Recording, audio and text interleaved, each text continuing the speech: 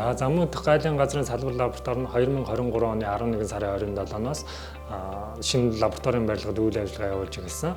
Тус лаборатори нь химийн бодис болон хар тамхи мансууруулах сэтгэлсэн нөлөөт бодис, мөн хүнсний бүтээгдэхүүн хийм хор судлалын шинжилгээ, мал амьтан урамлын гаралтай төвгөд бүтээгдэхүүнд 20 цэрийн шинжилгээ хийж үүсгэдэг.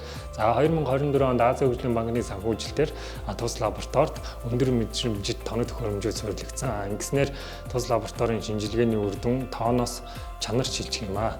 Хүнсний бүтээгдэхүүнд хүнд металлын үлдэгдэл, мөн олон төрлийн пестицидийн үлдэгдлүүд, эмийн үлдэгдлүүд зэргийг тоон утгаар гаргах боломжтой болж байгаамаа. За 2023 онд салбар лабораторид 421 төрлийн 13828 дэж хамрагдсан.